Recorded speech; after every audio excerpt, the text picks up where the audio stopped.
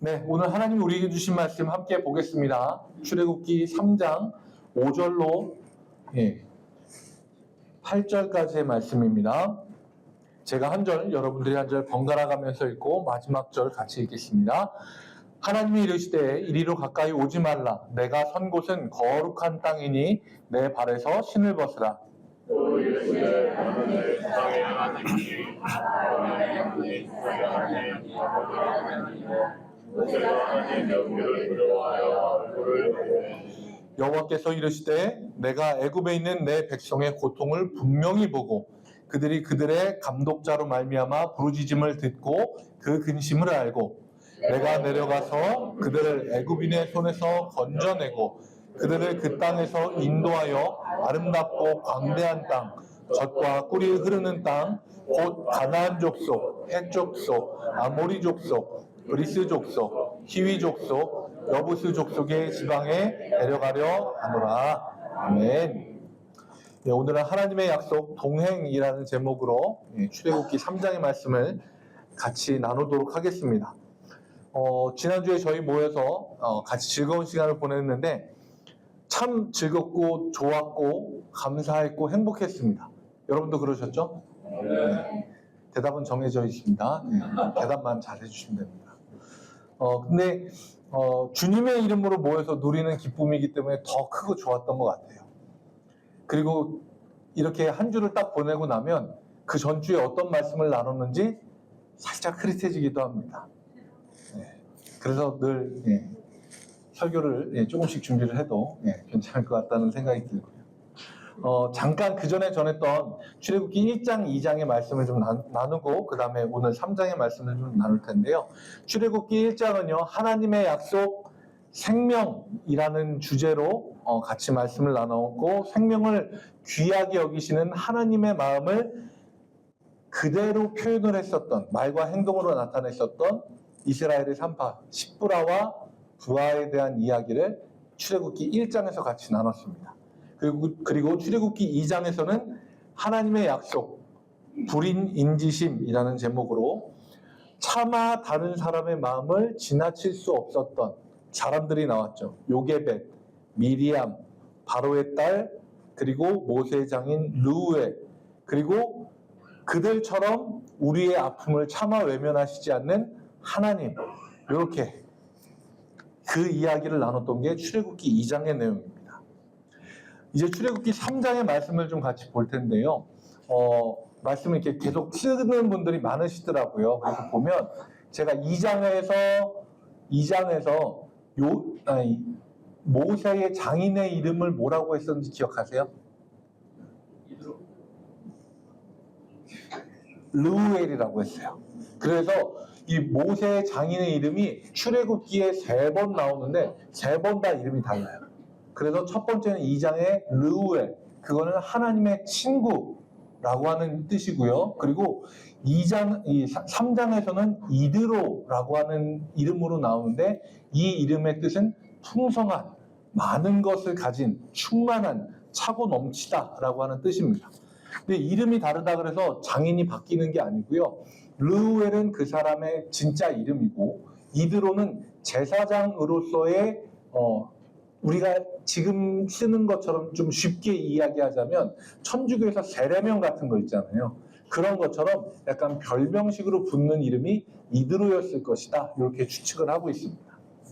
그리고 이 이름의 뜻이 그 장에서 나오는 모습들과 잘 맞아요. 그래서 르우엘, 하나님의 친구의 모습으로 낯선 자 모세를 맞아주었고 그를 딸을 내주어서 그곳에서 함께 살 수 있게 해줬고 이드로 3장에서는 많은 것을 가지고 있는, 그래서 이 제사장의 제물인 양들을 모세가 치고 움직이는 모습이 보여집니다. 그래서 모세는 자기한테 맡겨진 양떼들을 이끌고 하나님의 산 호렙, 그리고 이 산은 나중에 시내산이라고도 불리는 곳으로 가게 되죠. 시내산 하니까 제가 생각나서 말씀드리는데 이 시내라고 하는 산 이름이 외국어입니다. 아시죠? 외국어입니다. 모르시면 지금부터 아시면 돼요. 이게 그냥 우리나라 말처럼 이렇게 쫄쫄쫄 흐르는 시내가 아니에요. 그냥 시나이라고도 하고 시내라고도 해요. 그런데요, 이거를 진짜 시내로 알아듣는 사람들이 있어요. 화면 좀 잠깐 바꿔주시겠어요? 네. 뭐냐면요, 그 신천지라고 하는 사람들 있잖아요. 그 사람들이 자기네 첫 번째 시작이 청계산에서 했는데, 왜 청계산이냐면 청계의 계자가 신의 계자래요. 그래서 저기가 우리한테는 신의 산이다 이러는 거예요. 근데 이 이야기를 듣고 이분도 그렇고 저도 그렇고 너무 당황스러운 거예요. 그 시내가 그 시내가 아닌데, 그 쫄쫄 흐르는 시내가 아닌데 이 사람들은 그 시내라고 생각을 하고 청계산, 맑은 시내 산이다 여기는, 이렇게 생각을 해서 좋아하고 거기가 첫 번째 자기네 성전이 세워진 거라고 엄청 홍보도 하고 그러는 거예요. 심지어 이 사람들이 지금은 첫 번째는 저기였는데 지금 본거지를 어디로 했냐면 과천으로 했어요. 왜겠어요? 네, 신의 천자가 들어가서. 정말 대단한 사람들 아니에요. 그러니까 이 사람들 어떻게 생각을 해보면 정말 수준이 여기도 많이 높은 것 같아요. 정말 단순한 사람들이에요. 이 시내가 그 시내인 줄 모르는 사람들하고 그 사람들한테 넘어가는 사람들도 그렇고 참 저희가 답답할 따름입니다. 근데 모세는 그 시내산을 양들을 데리고 지나가는데 불타는 떨기나무를 발견합니다. 떨기나무라고 하는 게 뭐냐면 지금 우리 주변에서 볼 수 있는 거를 생각을 하면 진달래, 개나리 같은 야트막하고 가지가 좀 빳빳하면서 잘 마르는 그런 거예요. 그러니까 한마디로 이런 거는 목재로서의 가치가 없어요. 여러분들이 그 사막지대, 아니 우리가 그냥 봄에 지나가다가 우리 더운데 개나리 그늘 밑에 한번 들어가서 더위를 좀 식히고 가볼까? 안 그러잖아요. 떨기나무는 그늘로서의 가치도 없고요. 그리고 목재로 쓰려고 해도 이거는 그냥 불쏘시개로 불 한 번만 확 하면 끝나는 거예요. 그런 떨기나무. 근데 이때가 건기거든요. 그러니까 비가 안 내리는 때예요. 해가 계속 내리쬐는 때니까 바짝 마른 상태에서 바람이 불면 나뭇가지들이 자기네들끼리 비벼지다가 불이 확 나기도 해요. 근데 건기라서 바짝 말라 있잖아요. 그러면 나무가 한꺼번에 확 타고 불이 샥 사라져요. 그리고 이런 현상은 뭐 특별하고 대단한 현상이 아니고 지금도 이쪽에 가면 뭐 심심치 않게 발견되는 증상이래요. 근데 이거를 뭐 금방 뭐 사진으로 찍고 동영상으로 찍고 할 만큼 이게 금방 확 타고 없어져서 그냥 잘 보지도 못한대요.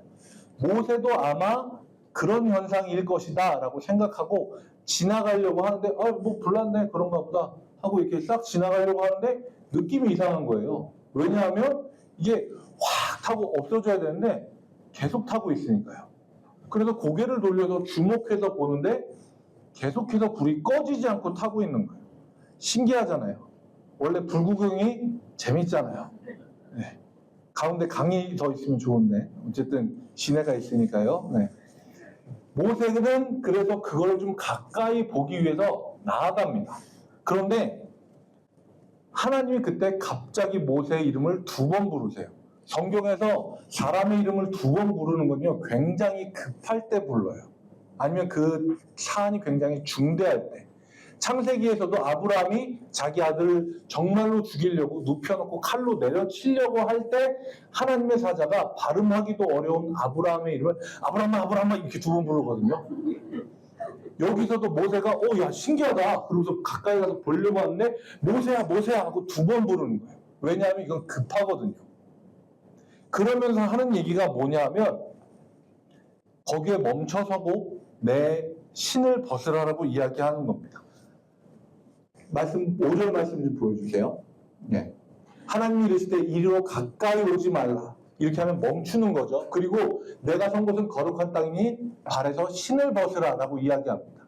여기서 2가지 동작이 나오는데 가까이 오지 말라, 멈춰라, 그 다음에 신을 벗어라 2 동작이 나와요. 첫 번째 가까이 오지 말라고 하는 건 우리가 하나님 앞에 가까이 나갈 수 없는 존재이기 때문에 그래요. 성경에서도 나오는데 하나님 앞에 겁없이 나아갔다. 하나님하고 얼굴을 대면한다. 그럼 어떻게 되는 거예요? 죽는 거예요. 그러면 사람들이 어떻게 생각을 하냐면 우리가 하나님을 만나면 하나님이 우리를 건방지다 해서 치시는구나 이렇게 생각을 하는데 그게 아니에요. 우리 속에 있는 죄가 하나님 앞에서 견딜 수 없는 거예요. 그래서 하나님이 모세에게 가까이 오지 말라. 그리고 난 다음에 이야기하는 게 뭐냐면 거룩한 땅이니 내 발에서 신을 벗어라 라고 하는 겁니다. 요 다음 그림 좀 잠깐 보여주시겠어요? 이게 뭐냐면요, 시내산에, 지금 시내산에 있는 캐더린 수도원이라고 하는 데가 있는데 거기 있는 떨기나무예요. 그래서 여기에서는 이제 약간 관광 그런 것처럼 이 떨기나무가 바로 그 모세가 하나님을 만났던 떨기나무 이렇게 소개를 하기도 한대요. 근데 그럴 리가 없죠. 예. 그럴 리가 없다고 저는 확신합니다. 왜냐하면 탔잖아요. 근데 사실 그 장소가 정확하지도 않고요. 그리고 이게 사실 높이가 생각보다 조금 높거든요. 그래서 사람들이 지나가면서 이걸 하나라도 좀 갖고 가고 싶어요. 하나님이 임하셨던 떨기나무라 그래서 갖고 가고 싶어 하는데 아니에요. 네, 혹시나 가실 일 있으면 괜히 꺾어오고 그러시면 안 돼요. 네. 여기에서 하나님이 이야기하시는 게 뭐냐면 내가 있는 곳은 거룩한 곳이다라고 이야기하시거든요. 우리는 거룩한 곳이다라고 하면 거기와 여기를 구별하려고 해요. 그런데 잘 생각해 보면요, 그 장소가 거룩한 이유는 다른 게 아니라 하나님이 임재하셨기 때문에 거룩한 장소인 거예요. 그러면요, 제가 여러분께 질문을 드릴게요. 여러분들이 새벽에 눈 비비고 일어나서 유튜브를 켜고 여러분들 침대맡에서 무릎을 꿇고 새벽 기도를 드려요. 그곳은 거룩한 장소입니까? 아니면 그냥 내 침대입니까? 침대이면서 거룩한 장소죠. 우리가 이곳에서 예배를 드릴 때 이곳은 거룩한 장소입니까? 아니면 그냥 W센터 3층입니까? 거룩한 장소이면서 W센터 3층이기도 합니다. 무슨 얘기를 하고 싶은 거냐면요, 신앙인들 중에서도 그런 사람들이 있어요. 간절한 마음이 있어서 기도원을 찾아가서 기도할 때도 있어요. 저도 마찬가지였고 제가 전에도 말씀드렸어요. 이 교회 오기 전에 강남 금식기도원에서 3일 있다가 저도 거기서 기도하고 그리고 왔어요. 그런 때가 있죠. 그런데 그곳에 가면 용서하고 들으세요. 속된 말로 영빨이 잘 받아서 기도빨이 잘 받아서 막 하나님의 음성이 막 귀에 팍 꽂히고 이런 건 아니에요. 우리는 장소를 보고 장소에 주목하는데요. 우리가 정말 주목해야 되는 건 하나님이 함께 하시는가 아닌가예요. 우리가 있는 곳이 어디든지요, 하나님이 함께 하시면 그곳이 거룩한 곳입니다. 여러분들이 설거지를 하다가요, 들려오는 찬양에 같이 따라 부르다가 은혜를 받아서 그곳에서 눈물이 왈칵 쏟아지잖아요. 그 장소가 거룩한 장소입니다. 손을 번쩍 들고 비눗방울이 떨어져도 그 장소가 거룩한 장소예요. 왜냐하면 하나님이 함께 하시는 곳이기 때문입니다. 여러분들이 장소에 주목하는 게 아니라 하나님이 여러분과 함께 하시는 것, 그것에 주목하는 여러분들이 되시길 축복합니다.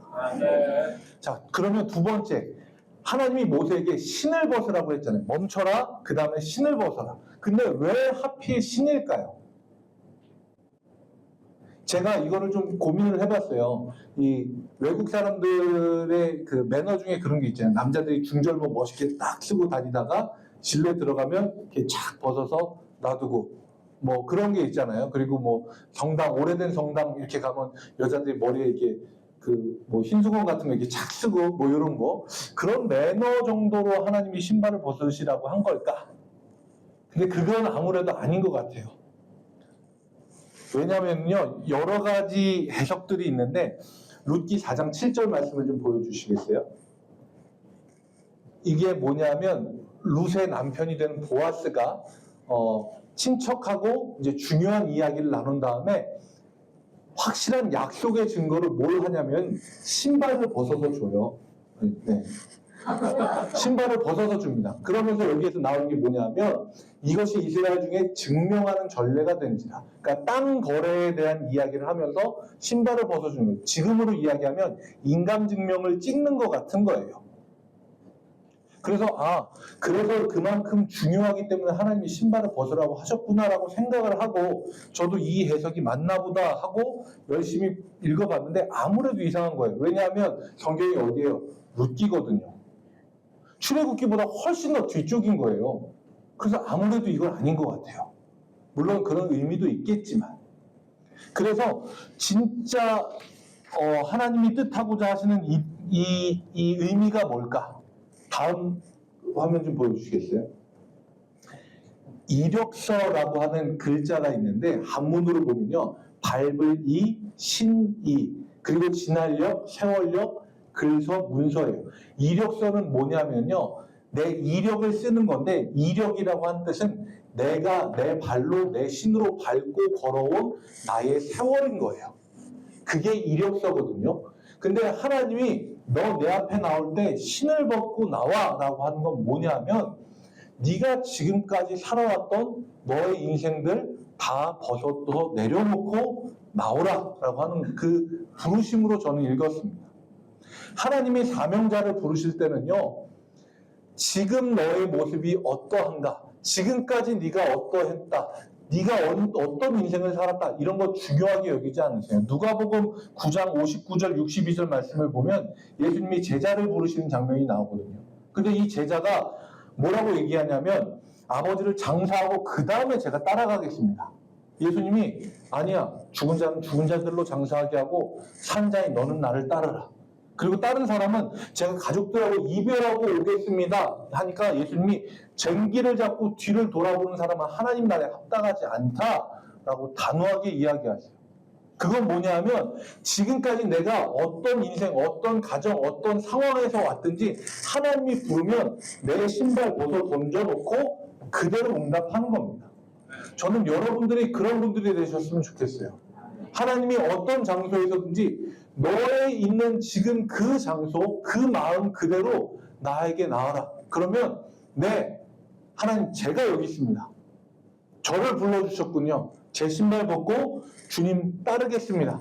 이렇게 믿음으로 고백하는 장자의 교회 여러분들이 되시길 축복합니다. 아멘. 근데요, 예배 드릴 때 네, 하나님 제가 주님 따르겠습니다. 하고 예배가 딱 끝나면 신발 도로 주섬주섬 신고 그냥 또 집으로 가시는 분들이 계세요. 그래서 하나님이 우리의 그런 부분을 아셔서 자기가 어떤 분인지를 설명해 주시는데요. 6절 말씀 좀 보여주시겠어요? 하나님이 자기소개를 하시는 거예요. 아브라함의 하나님, 이삭의 하나님, 야곱의 하나님으로 소개를 합니다. 이건 뭐냐면요. 이 장소에서 불타는 떨기나무 그 앞에서 하나님의 임재 앞에서만 그냥 너를 부르고 너를 쓰겠다라고 얘기하는 하나님이 아니라 너의 조상 때부터 그 조상들의 삶의 이야기 한가운데 지금까지 계속 역사해온 그 하나님이 바로 나다라고 이야기하시는 거예요. 이 자리에서만 헌신하고 이 자리에서만 충성하고가 아니라 삶의 자리, 조상들의 그 모든 삶의 자리, 아브라함은 아무것도 눈에 보이는 거 없을 때 하나님의 말씀 하나 믿고 따랐던 것처럼 하나님이 그렇게 아브라함 부르셨고 이삭 어때요? 제단 위에서 당장 죽을 위기였는데 하나님이 그를 대신할 재물을 놓고 그를 건져주신 하나님이세요. 야곱 어떤 사람이에요? 세상 사람들한테 다 손가락질 받고 저 사람은 약삭 빠른 사람, 거짓말하는 사람, 남 속이는 사람. 근데 그 사람은 그런 평판 하나도 중요하지 않고 나 하나님만 복 주시면 됩니다 하고 하나님만 붙들고 끝끝내 복을 받았던 그 사람. 그 모든 삶의 이야기 가운데 늘 있었던 하나님이 바로 나다. 그렇게 이야기하시는 거예요. 우리는 하나님을 표현하고 설명할 때 주로 어떤 서술어를 써요. 멋있는 단어를 씁니다. 사랑의 하나님, 소망의 하나님, 치유의 하나님, 능력의 하나님, 절대자 하나님, 완전하신 하나님. 그런데 이런 모든 것들은요, 우리가 잘 생각해 보면 우리가 경험한 하나님을 그냥 단편적으로 표현하는 것 뿐이에요. 조금 더 이 의미를 확장해서 이야기하면요, 우리가 설명하는 그 단어에 갇혀 계시는 하나님이 아니라고요. 하나님 나를 치료해 주시는 분입니다. 그러면 하나님은 우리한테 치료만 해주세요? 아니요. 때로는 우리를 사랑하는 마음으로 징계를 내리시기도 하고, 또 징계만 내리시냐? 아니에요. 때로는 싸매주기도 하시고 눈물도 닦아주시고 어루만져 주시는 분, 우리의 말로 다 설명할 수 없는 분이 바로 하나님이신 겁니다. 하나님은 동일한 방식으로 지금도 우리에게 이야기하고 계세요. 아브라함에게 역사했던 하나님, 이삭에게 역사했었던 하나님, 야곱에게 역사했었던 하나님, 모세, 그 모든 사람들의 삶에 역사했었던 하나님이 지금 너의 삶에도 내가 역사하길 원한다라고 이야기하시는 겁니다. 하나님은 우리가 생각하는 대로 고정되어 있는 분이 아니세요. 지금까지는 누구누구의 하나님이었지만 이제 너의 하나님이 되겠다라고 모세에게 말씀해 주시고 우리에게 말씀하고 계시는 겁니다. 하나님은 그렇게 모세에게 자기가 누군지를 이야기하신 다음에 이제 그를 직접 만나러 온 이유에 대해서 이야기하십니다. 7절과 8절 말씀을 볼 텐데요. 조금 길어서 제가 동사만 볼게요. 고통을 분명히 보고 부르짖음을 듣고 근심을 알고 내가 내려가서 손에서 건져내고 그 땅에서 인도하여 지방에 데려가려 하노라. 전부 7개 동사가 나오는데요. 이게 문법적으로 설명하기가 조금 힘든데 이 단어가 전부 여기 있는 단어가 라오라고 하는 단어거든요. 이 단어 하나에 걸리는 거예요. 그래서 이 문법대로 설명을 하자면 하나님이 이렇게 얘기하시는 겁니다. 내가 너한테 온 이유는 뭐냐면 이스라엘 백성의 고통을 내가 분명히 보고 그들의 부르짖음을 분명히 들었고 그들의 근심을 분명히 내가 알고 내가 분명히 내려가서 내가 애굽의 사람의 손에서 분명히 건져내고 그 땅에서 분명히 인도하여 내서 분명히 젖과 꿀이 흐르는 그 지방으로 분명히 데려가겠다라고 이야기하시는 거예요. 하나님은 분명히를 엄청나게 강조하셔서 이야기하시는 겁니다. 왜냐하면요, 하나님이 이스라엘 백성의 부르짖음을 들으셨거든요. 이스라엘의 부르짖음은 뭐였냐면 하나님 왜 우리를 버려두세요? 우리가 고통당하는데 왜 못 본 척하세요? 하나님 왜 우리의 근심을 알아주지 않으세요? 하나님 왜 우리를 그냥 이곳에서 노예 생활을 하게 하세요? 그런 내용이니까 하나님이 이야기하시는 거예요. 아니, 나는 분명히 너희들을 알아. 너희들의 고통의 소리 내가 분명히 들었어. 분명히 알고 내가 분명히 너희들을 데리고 가서 분명히 그 땅에 닿도록 할 거야. 라고 하는 강한 의지를 모세에게 표현하시는 겁니다. 여러분, 모세는요, 성경에 정확하게 나와 있지는 않지만 모세의 행동을 보면요, 모세는 자기가 이스라엘의 구원자가 될 거라고 스스로 생각했었던 사람이에요. 왜냐하면요, 모세가 이집트에서 도망칠 때를 생각해 보세요. 히브리 사람들이 고생하고 있는 노동의 현장에 가요. 그리고 그 중에서 매를 맞는 장면을 봅니다. 그리고 혼자 분개해서 그 사람을 때려 죽여요. 그리고 모래 속에 감추죠. 그리고 난 다음에 다음 날도 그 노동의 현장에 또 나가요. 그리고 사람들 사이를 막 중재합니다. 왜 그런 행동을 했겠어요?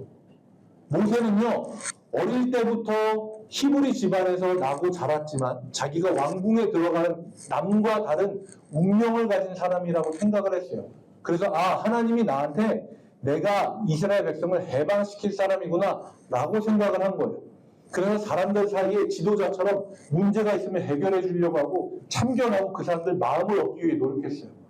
그래서 모세가 도망치기 직전에 자기 동포한테 들었던 얘기가 뭐예요? 그 동포가 이야기하잖아요. 누가 너를 우리의 지도자로 세웠냐? 라고 이야기하는 겁니다. 왜냐하면 모세는 자기가 지도자처럼 행동했으니까 사람들이 보고 누가 너를 우리의 지도자로 세웠어? 누가 너를 우리의 이 어려움을 중재하는 사람으로 세웠어? 라고 얘기하는 겁니다. 모세는 자기가 이스라엘 백성의 구원자가 될 거라고 생각을 했어요. 그런데 하나님의 방법은 달랐어요. 목적은 분명히 이들을 인도하여 내는데 방법은 완전히 다른 거예요. 모세라고 하는 이 성경의 역사를 보면요, 그 당시에 모세는 양자로 들어왔지만 진짜 그 람세스라고 하는 이집트의 왕자와 함께 왕위 자리를 놓고 다툼을 했었던 위치의 사람이에요. 그 정도로 이 모세는 자기가 정치적으로 그리고 왕자라고 하는 지위를 이용해서 자기 백성을 이끌어내려고 했었던 거예요. 그런데 하나님의 방법은 거기에 있지 않았어요. 하나님은 40년의 왕자의 생활을 다 내려놓고 광야에서 또 40년을 보내게 하세요. 왜냐하면 왕자로서 자기가 누리고 자기가 힘이 있고 내가 갖고 있는 능력을 어떻게 해보겠다, 이 물을 다 빼기까지 40년이 걸리신 거예요. 그 물이 다 빠지고 나서야 모세는 하나님과 동행할 준비가 되는 겁니다. 전능하신 하나님은요, 사실 모세가 아니더라도 이스라엘 백성을 얼마든지 해방시킬 수 있으세요. 아닙니까? 맞으시죠? 하나님이 그냥 애굽 하늘에 짠 나타나셔서, 야, 이게 노래방 마이크처럼 바로 야, 내 백성을 쓰고 보내라 하시면 돼요. 그러면 애써서 뭐 10가지 재앙 이런 거 필요 없어요. 그런데 하나님은 굳이 모세가 그 왕자로서의 자기의 그 교만함과 자기가 할 수 있다는 자신감이 다 빠질 때까지 기다리신 거예요. 왜냐하면 그래야 하나님과 함께 걸어갈 수 있으니까요. 먼 훗날의 이야기이긴 한데 여러분들 기드온과 300용사 기억하시죠? 제일 처음에 몇 명이 모였어요? 22,000명이 모였어요. 그런데 하나님이 너무 많다. 이 사람들이 전쟁하고 나면 자기네 숫자가 많아서 이겼다고 생각할 거다. 두려워하는 사람 집으로 보내라. 12,000명이 집으로 가고 10,000명 남았어. 그래도 많다. 물가로 데려가라. 그래서 거기서 물을 먹는 것을 보고 구별을 해내잖아요. 그런 사람이 300명입니다. 그때서야 하나님이 일하기 시작하시는 거예요. 모세에게도 마찬가지예요. 그가 왕자로서 자기가 뭔가 자기 힘으로 할 수 있다라고 생각한 모든 것들을 다 내려놓을 때까지 기다리셨다가 그를 그때서야 부르시는 거예요. 나이 80에. 그리고 120세가 될 때까지 이 이스라엘 백성들을 데리고 광야 40년을 건너고 그가 죽을 때까지 눈이 침침해지지 않고 그의 기력이 청년과 같았다고 합니다. 그 힘이 어디서 나왔겠어요? 하나님의 사명을 감당하는 사람, 하나님과 동행하는 사람에게 하나님이 주시는 능력입니다. 우리는 내가 뭔가를 해보려고 하는데 잘 안 될 때 이 말씀을 기억해야 됩니다. 하나님이 왜 나에게 이런 어려움을 주시지? 왜 나를 얼른 구원해 주시지 않지? 나는 당장 하나님이 필요한데 왜 하나님이 역사해 주시지 않지? 이 과정들은요, 하나님이 우리를 기다리고 계신 거예요. 우리가 정말 하나님과 동행할 준비가 될 때까지 기다리고 계신 거예요. 하나님과 함께 걸을 준비. 하나님의 절대적인 역사가 임해도 이거 내가 이렇게 해서 잘 된 거야. 교만할래야 교만할 수 없는 그 위치까지 오기를 하나님은 기다리고 계신 겁니다. 우리 장자일교회 성도 여러분들은 나 된 것 다 내려놓고요. 하나님이 우리를 부르실 때 네, 주님 제가 여기 있습니다. 나의 삶은 주님과 동행할 준비가 됐습니다. 이렇게 대답하되 겸손함으로 내가 했다. 내가 이만큼 애쓰고 노력했다가 아니라 하나부터 열까지 다 하나님이 하셨습니다. 이런 겸손함으로 하나님과 동행할 준비를 매 순간 해 나가시는 장자일교회 성도님들이 되시길 주님의 이름으로 축복합니다. 말씀을 정리합니다. 미국에 살고 있는 한인교포 이명민 칼럼니스트의 책 오 하나님 너무 감사합니다라고 하는 책이 있습니다. 여기에서 이렇게 이야기합니다. 떨기나무는 이스라엘 백성입니다. 태양을 섬기는 이집트, 애굽은 떼약볕, 불로 떨기나무를 태워버리려고 했지만 하나님은 떨기나무 한가운데 임하셔서 오히려 그 불을 꺼지지 않는 빛으로 만드시고 빛나게 하셨습니다. 이렇게 이야기합니다. 하나님이 이야기하시면요, 우리는 한순간 타 없어지는 떨기나무가 아니라 꺼지지 않는 빛으로 밝게 빛나도록 하시는 그런 하나님의 영광을 나타내는 떨기나무가 될 줄 믿습니다. 하나님이 반드시 우리와 함께 하신다 약속하신 그 약속을 믿고 이 한 주도 승리하는 장자의 교회 우리 모두가 되시길 주님의 이름으로 축복합니다.